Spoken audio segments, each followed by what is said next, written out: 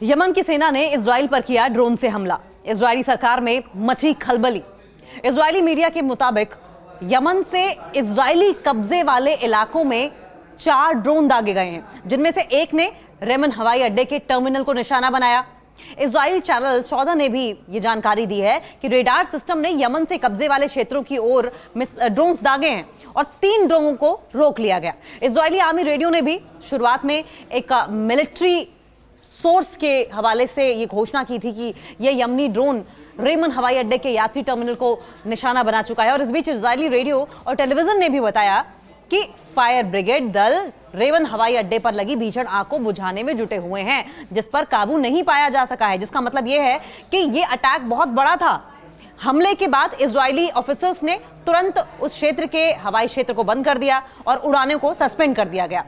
येदिओथ अहरोनोथ अखबार ने भी बताया कि हमले के बाद इजरायली सेना प्रमुख के घर के आसपास के क्षेत्र को बंद सैन्य क्षेत्र घोषित कर दिया गया है, यानी कि इसे फिलहाल के लिए बैन कर दिया गया है। इस इलाके को बैन का मतलब यह हुआ कि यहां पर किसी भी तरह से कोई भी हवाई उड़ान, कोई भी एयरप्लेन, एयरक्राफ्ट इस हवाई क्षेत्र में नहीं प्रवेश करेगा। अक्टूबर 2023 की अगर बात करें तो गाजा युद्ध के बाद ईरानी समर्थित हूती विद्रोहियों ने यमन से इजराइल और रेड सी में जहाजों पर हमले करने शुरू कर दिए और उसके बाद से ही लगातार ये जो युद्ध है वो अग्रेसिव तरीके से बढ़ता चला जा रहा है। और अब यमन ने एक बार फिर से इजराइल पर बड़ा अटैक किया है। 4 ड्रोन दागे हैं। अब एक एक करके सिलसिलेवार तरीके से जानने की कोशिश ये करेंगे कि कौन कौन से बड़े हमले इस बीच, जब से ये वॉर शुरू हुई, जब से टेंशन दोनों देशों के बीच में शुरू हुए हैं। हूथियों ने मिसाइल, ड्रोन और क्रूज मिसाइल्स का सहारा लिया। अधिकांश हमले या तो इंटरसेप्ट हो गए, लेकिन कुछ ऐसे रहे जो सक्सेसफुल भी रहे, जिसमें इजराइल को बड़ी तबाही भी हुई है, इजराइल को बड़ा नुकसान भी हुआ है। 10 प्रमुख हमलों का चलिए एनालिसिस करते हैं या विवरण देते हैं। जिक्र करेंगे 19 जुलाई 2024 का, जब यमन की ओर से, हूथियों की ओर से अटैक किया गया इजराइल पर। तब तेल अवीव को टारगेट किया गया था, वहां पर भी ड्रोन से अटैक किया गया। एक समद 3 याफा ड्रोन ने तेल अवीव के अपार्टमेंट बिल्डिंग को निशाना बनाया और इस हमले में एक व्यक्ति की मौत हुई थी, 10 घायल हुए थे। यह हूती हमला पहली बार ऐसा था जब सफल रहा था और तभी से ही एक के बाद एक बड़े हमले हूती इजरायली पर कर रहा है, इजरायलियों पर कर रहा है और बड़ा नुकसान इजराइल को पहुंचा रहा है। उसके बाद 20 जुलाई 2024 को इजराइल ने हमला किया और इजराइल द्वारा हूती क्षेत्र में बड़ा हमला किया गया। आईडीएफ ने अल हुदैदा और यमन के पोर्ट पर मिसाइल हिट की और एक एयर स्ट्राइक की। 14 की मौत हुई, 90 लोग घायल हुए। और इसके बदले 19 जून, अच्छा ये बदला लिया गया था 19 जुलाई का, यानी कि 19 जुलाई ड्रोन हमले के अगले दिन हुआ था, 20 जुलाई को। इसे आप एक तरीके से ये कह लीजिए कि आप इंतकाम के तौर पर देखा जाए तो सही होगा। 21 दिसंबर 2024 जाफा, तेल अवीव में मिसाइल हमला किया गया। हूथियों ने बैलिस्टिक मिसाइल दागी जो कि खेल के मैदान में गिरी। 16 लोग हल्की रूप से घायल हुए थे। विस्फोट की चपेट में आने से कई खिड़कियां जो हैं वो टूट गई थी, कई घर बर्बाद हो गए थे। और उसके बाद अगला हमला 19 दिसंबर 2024 को रामतगन में हुआ था। स्कूल पर मिसाइल अटैक हूथियों द्वारा किया गया था। एक मिसाइल स्कूल में लगी, 3 लोग घायल हुए। यह हमला जहां पर रिहायशी इलाका था, जहां पर लोग रहते थे, मानव क्षेत्र में हुआ था। अब अगला हमला हूथियों की ओर से लगभग दिसंबर के बीच में किया गया था, मिड दिसंबर में किया गया था। हाइपरसोनिक मिसाइल से बड़ा हमला किया गया था। हाइपरसोनिक मिसाइल पैलेस्टाइन से हमला किया गया था और पैलेस्टाइन 2 का इस्तेमाल अभी आपको याद होगा कि एक हफ्ते के अंदर अंदर एक बार फिर से हूथियों द्वारा इजराइल पर करके बड़ा नुकसान पहुंचाया गया। हूथियों ने पैलेस्टाइन 2 नामक हाइपरसोनिक बैलिस्टिक मिसाइल का दावा किया कि ये मिसाइल उन्होंने दागी थी, हालांकि जिसे इजराइल ने बाद में इंटरसेप्ट कर लिया था। अगला बड़ा हमला दिसंबर के बाद मार्च में किया 2025 को। मिसाइल और ड्रोन्स की लहर, मतलब एक के बाद एक कई मिसाइलें, एक के बाद एक कई ड्रोन्स जो थे वो हूथियों की ओर से इजराइल पर दागे गए। आईडीएफ के अनुसार अगर हम जानें तो उन्होंने जो जानकारी दी उसके मुताबिक मार्च 2025 से हूती विद्रोहियों ने इजराइल पर 200 से ज्यादा मिसाइलें और यूएवी ड्रोन फायर किए हैं। हालांकि अधिकांश इंटरसेप्ट हुए, लेकिन राजनीतिक और सुरक्षा दबाव बनाया गया। इजराइल ने भी इसे गंभीरता से लिया। कुछ टाइम के लिए कि थोड़ा सा हमला जो है वो कम नजर आया, लेकिन अब फिर से अग्रेसिव हो रहा है, खासकर तब से जबकि हूथियों के प्रधानमंत्री को मौत के घाट उतार दिया गया बेरहमी से और साथ साथ मंत्रिमंडल के कई अधिकारी और कई बड़े ऑफिसर्स को भी इजराइल हमले में मार दिया गया। तब से हूथियों की ओर से कसम खा ली गई है कि हम आईडीएफ को किसी भी तरीके से बर्बाद करके छोड़ेंगे, बेंजामिन नेतन्याहू को सत्ता से बेदखल कर देंगे और इजराइल को बर्बाद कर देंगे। अब हमलों की कड़ी की अगर बात करें तो 4 मई 2025 को बेन गुरियन एयरपोर्ट पर मिसाइल से हमला किया हूथियों ने। एक बैलिस्टिक मिसाइल ने टर्मिनल के पास क्रेटर बनाया। एक सड़क और वाहन को बहुत ज्यादा नुकसान पहुंचाया गया, जिसमें 8 लोग घायल हुए, उड़ानों को रोकना पड़ा। यह हमला जो था वो बहुत ही सक्सेसफुल रहा। बड़ा नुकसान पहुंचाने में इजराइल को हूथियों द्वारा जो कामयाबी हासिल की जा रही थी, ये मकसद उनका कामयाब रहा। और उसके बाद फिर 1 से 7 जुलाई 2025 लगातार हमले, हर दिन हमले हुए और इनका फिर जवाब भी मिला। देखिए, ऑपरेशन ब्लैक फ्लैग इस्तेमाल किया गया, शुरू किया गया ये ऑपरेशन। हूथियों ने Ben Gurion airport, Ashdod, Ashkelon port of Eilat और भी ऐसी कुछ इंपॉर्टेंट प्लेसेस थी जहां पर अटैक किया। मिसाइलों से सिर्फ अटैक किया ही, साथ साथ यूएवी हमले भी किए।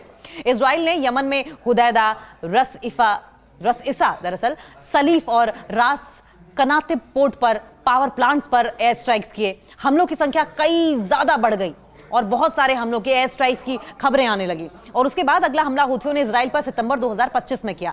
क्लस्टर बम मिसाइल और शहरी क्षति। क्लस्टर बम, एक साथ कई सारे बम गिराना, और वो भी रिहायशी इलाकों में, और सिटीज को टारगेट किया हूथियों ने क्लस्टर बम वॉरहेड वाला मिसाइल छोड़ा, जिसमें एक मुनिशन के घर के यार्ड में ये गिरा। थोड़ी बहुत जरूर इसमें क्षति हुई, लेकिन उसके बाद फिर अगला इन्होंने सितंबर 2025 रामून एयरपोर्ट पर ड्रोन हमला किया।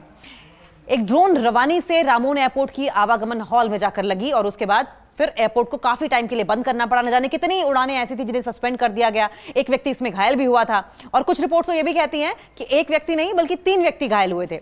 यह हमला बहुत ही महत्वपूर्ण इस लिहाज से था कि इसके पहले एयरपोर्ट्स को, खासकर आवाजाही वाले या ये कह लीजिए कि सिविलियंस के जो एयरपोर्ट इस्तेमाल किए जाते थे, उन पर हूथी द्वारा अटैक नहीं किया गया था। तो कुल मिलाकर अगर अब देखें तो हॉस्पिटल, स्कूल्स, रिहायशी इलाके, मिलिट्री बेसेस, एयरपोर्ट्स, सबको हूथी टारगेट करने लगे थे। हूथियों की स्ट्रेटजी में चेंज दिखाई देने लगा है और यह भी बड़ी वजह है कि इजराइल इस वक्त घिरा हुआ नजर आ रहा है। अब अगर हूथियों के अटैक का हम मोटिव समझें या पैटर्न समझें तो हूथी कई तरह के हथियार इस्तेमाल करते हैं। ड्रोन, मिसाइलें, क्लस्टर बम इस्तेमाल कर रहे हैं, जिससे कि सावधानी और सुरक्षा के स्तर भी बढ़ाए गए हैं। यानी कि हूथी खुद भी अलर्ट हैं।